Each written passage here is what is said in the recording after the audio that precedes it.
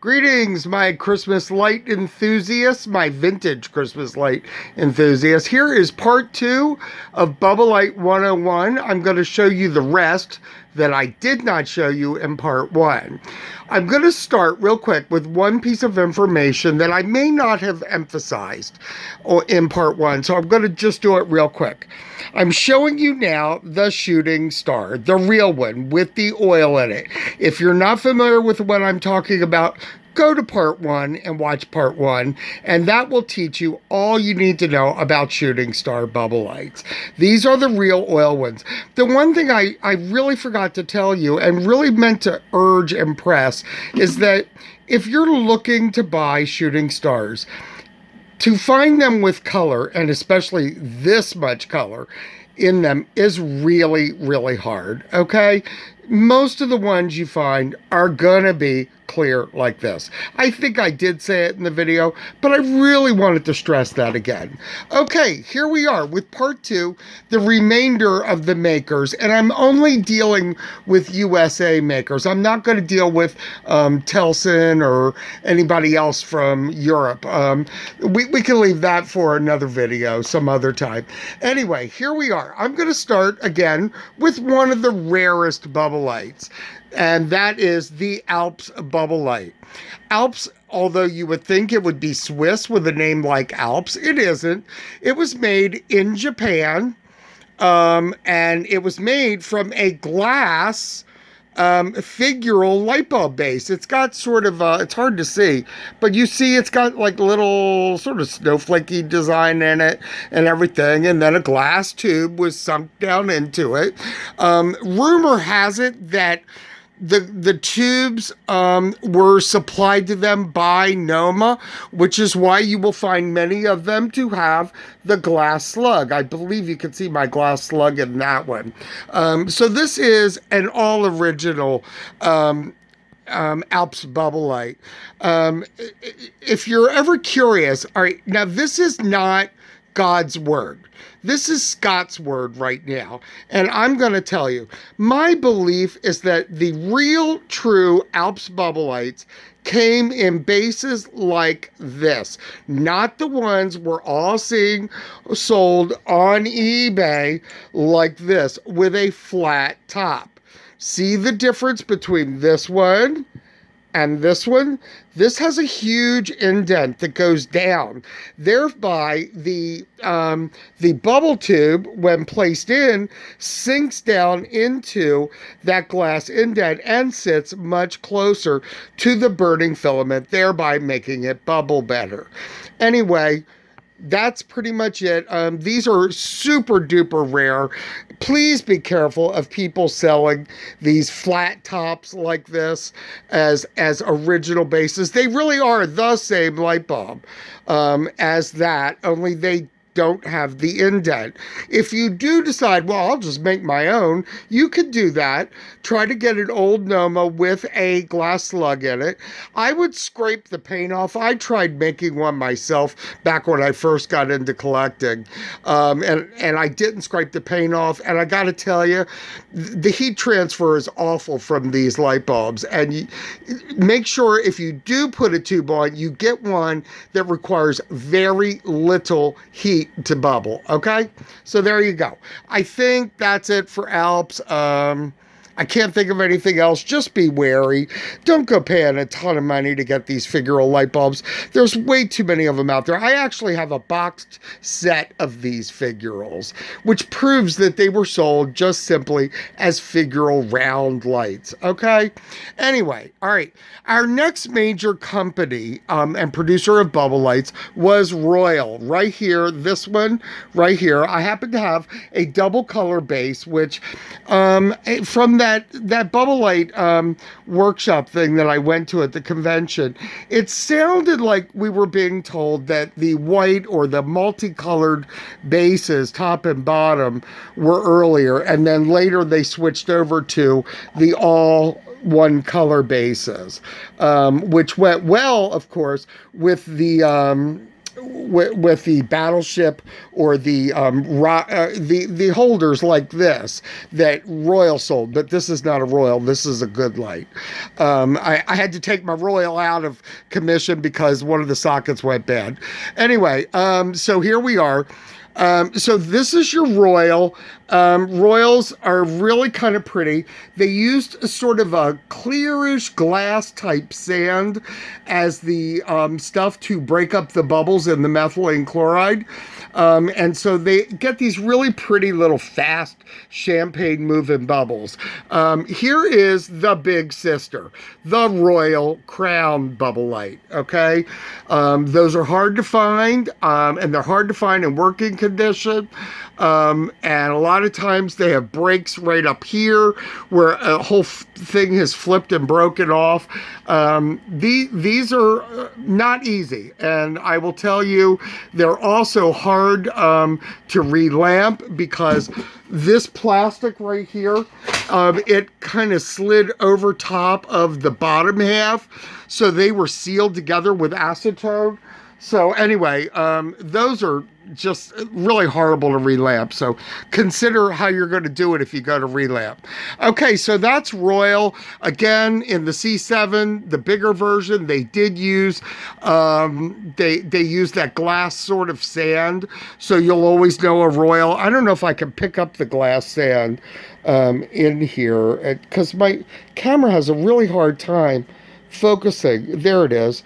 And see how kind of fine and dusty it is? Anyway, it's very fine. All right, so next, let's get on. Next is the famous Renowned company. They made theirs to look kind of like a spaceship. It's got these cute little dots on it. They, for a while, made them with 3 colors, where the bottom was one color. This is green, this is yellow, and the top is white.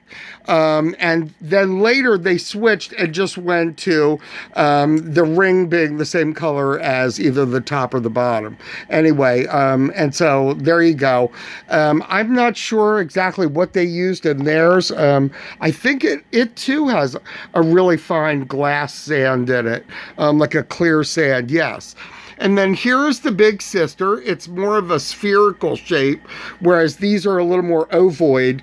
These are more spherical. I'm sorry, I didn't have a good working version of one of these to show you. This one is really a mess, as you can see.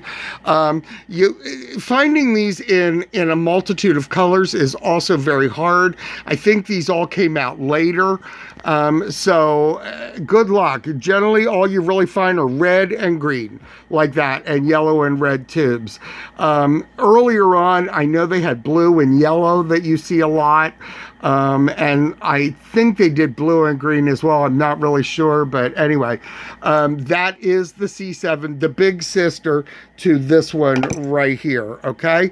Next, one of the most favored of all the bubble lights is the Reliance, that's the name of the company, Sparkel light. And there it is. They're real pretty with these sort of Art Deco rays pointing outwards, as you can see. See how pretty they are? Okay, and they came with both colored bases, and then later, I believe they switched over possibly later to all white. I'm not sure. Common problem with these, you can see it already in the video right here, is that the plastic did start to melt. And you will find a lot of these where this part right here breaks free from the base. These are actually very easy to relamp. If you soak them pretty long in hot water, you could generally pull this top part right off. Most of these, I believe, also had a tube with a lip on it at the base down in, so you cannot pull the tube out from the base. In other words, it won't, I'm pretty sure most of them were made that way. But don't hold me to that, okay? That really doesn't matter. What's most important is that they're pretty, they're easy to relamp, and be careful running them. Make sure you run them on a dimmer so you don't continue this process of burning going on. Okay, next. Another melter, a big melter, is the USA light or USA light. company made their version in C6. Here's your smaller C6 version. Bright, vivid colored plastics, rather see-through. You can kind of start to see some of the filament through there. And sadly, these melted a lot, especially the big sister, the C7. You'll always find the bottom down here has melted horribly where the light bulb's being held. They are pretty, they're nice, they bubble. You probably can't see too many bubbles in this, but they tend to bubble pretty good, and they're nice, and they're rather easy to get apart, I believe, for relamping if you want to. All right, our next one was pretty much made by a company called Holly in the beginning. They were sold under the Holly name. I believe that shortly after they started making these, and you can see they have a clip on them right here. The early Hollies have the clip, I believe, and then afterwards they did away with them, and I believe that's after they were probably purchased by Noma, who was buying everything up that they could get their hands on at that point. So as you can see, this one does not have a metal clip. These are actually very easy. You see that little vent hole?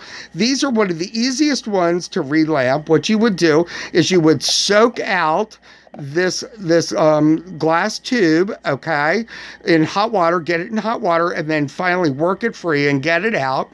And once you've gotten it out, put the plastic base in the freezer and get it really good and super cold. You're going to take like a box cutter blade, or you could try an X-Acto. I would actually use something stronger like a steak knife and put in that vent hole and just give a twist, and the two halves will always, almost inevitably always come apart even Steven all the way around without any real jagged edges. If you do have jagged edges, it's no big deal. Just glue it back so that the jags go back into the bottom or the top half. Then later, after you've glued it, glue in the tube. All right, so that's Holly. And then later, I believe they also went under the name Holly Worldwide Noma. So they were starting to get into the later era. These are the infamous bubble lights at the end, where with no clip, and they were sold under the Noma name. I have a bunch of Noma 3-packs that the light bulbs they used were horrible and made in Taiwan. You'll see them in boxes of 50 offered on eBay. They're cardboard boxes. They have a stamp on the top, and it says made in Taiwan, and now most people trying to sell them have blackened out the made in Taiwan, hoping that they can still fool people. These light bulbs were infamous. These came out about 1972 or 73, maybe as late as 74, right when the end of C6 lighting was being purchased and made, okay? And they were just awful. You would actually plug a strand of these in and blow two of them out fresh out of the box. That's how horrible they were, and that's how horrible those light bulbs are for relamping. So be very careful not to get those light bulbs for relamping. Okay, the next on the Noma list is the wonderful rocket ship, which so many people love. Rocket ships were great. Everything was Sputnik during that time period. We're entering into the 60s, and out of the 60s into the 70s with space being so big, and Noma was trying to recapture all the market with the bubble lights with this rocket. It really didn't help them much. Their company continued to go downhill as miniature lights started coming into vogue, and they took a while for Noma to actually catch on to that idea. By that point, Japanese companies were selling stuff far cheaper, and so was Taiwan. Anyway, so here's your Noma, your rocket ship. They generally had a clip on them, and they had vent holes, which still did not help the melting. These were horrible. You can see how cockeyed this one is because it's melting. They have really short tubes on them. The tubes go way down to meet the light bulb, but nonetheless, they're horrible. If you use these and you like them, please put them on a dimmer so that that you could try to save their lives. Sadly, I do not have the big sister version of a C7 one. I couldn't find one to do the video, and I figured, well, you know what? It looks just like this one, only it's a third bigger. So there you go. And last but not least, in the Holley Worldwide Noma, are the small ones that start to look like miniature lights. They are still C6. And they look like a little itty bitty mini biscuit. They have a little bit of a ridge around the outside and skinny tubes. These are hard to find, and they used to be miserable to try to relamp, but now that you see all those wonderful long shank light bulbs being offered on eBay for relamping, I finally found that these can be relamped with one of those. They're pretty easy to cut apart. They didn't seal them together very well, so they do come apart pretty fast with a blade in the middle, and you just start working it around. That'll do it. Anyway, so these are really nice, and again, you can now relamp them with those long shank light bulbs because they have a really weird little bottom stem down here that goes way down deep, and it eats up most of your other long shank light bulbs.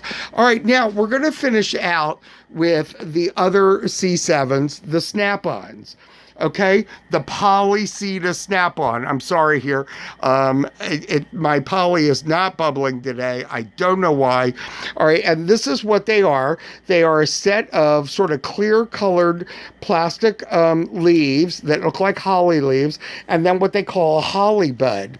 These lights all came with glass tubes that have a lip on them so that the tube cannot be pulled out of the top. These are now being reproduced and sold. You can buy them online. I think I saw a set of 4 bottoms and tops for like $40. They're worth it. They're nice to have. What you could do is you could try to use a cool bright light bulb in them, which burns a little dimmer, and if you put them on a dimmer and you put a good tube in it, it'll work just fine. This one up here is an original one. It is a Ceda, I believe, and the Cedas were marked up here on the bottom, and it's embossed in the plastic. It'll say Ceda, and probably made in USA, something like that. Sadly, these reproducers have done these also, I believe, with the word Ceda on them, so it's getting very hard to tell them apart from the originals. I bought this from a very reputable dealer, and it was Ceda, and it was actually, I bought it before the reproductions were produced, so I know for a fact that this one is a real one.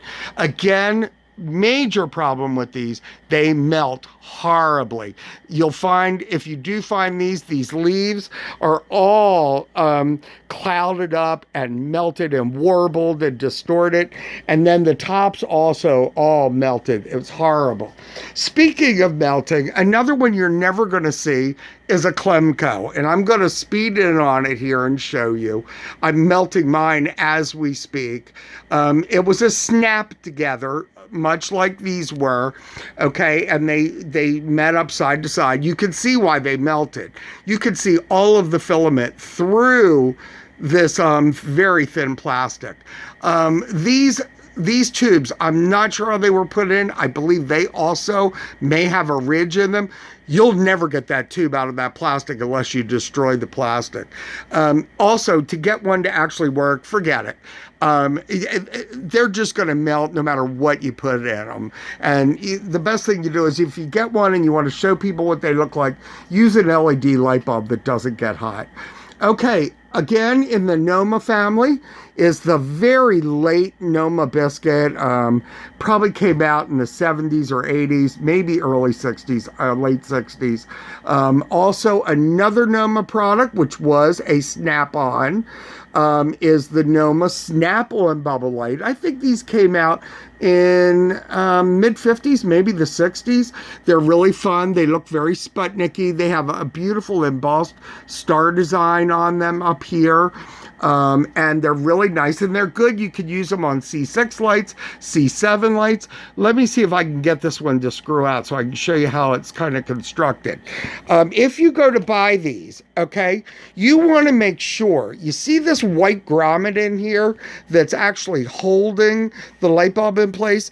You want to make sure that when you buy these, they have the metal ring and the grommet. Okay, because if they don't have the grommet, you're gonna have a fit getting them to stay in and keep in. You could probably cut cardboard grommets and put in, or use some of that stuff that we use to relamp rosettes and crystal stars. It's kind of like a oh, I forget what it's called. It's like a weird fiberboard that you can use for making templates and not templates. Anyway, I'll think of it later.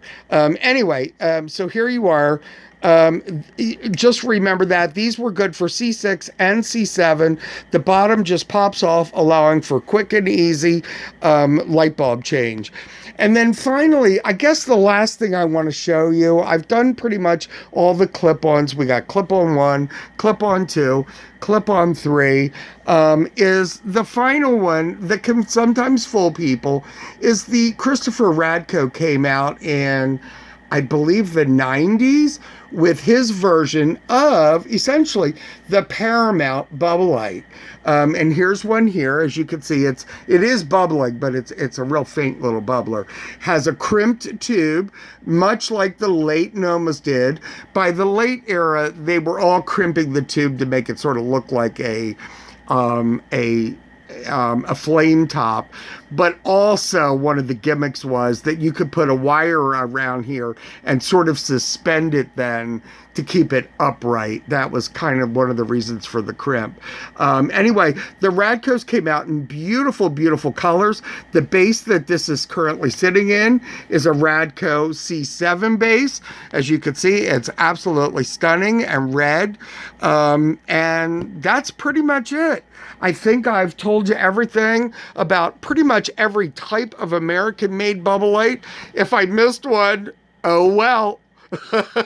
Anyway, thanks for watching and spending some time with me, and go out and get your bubble lights, okay? And start collecting. They're a lot of fun.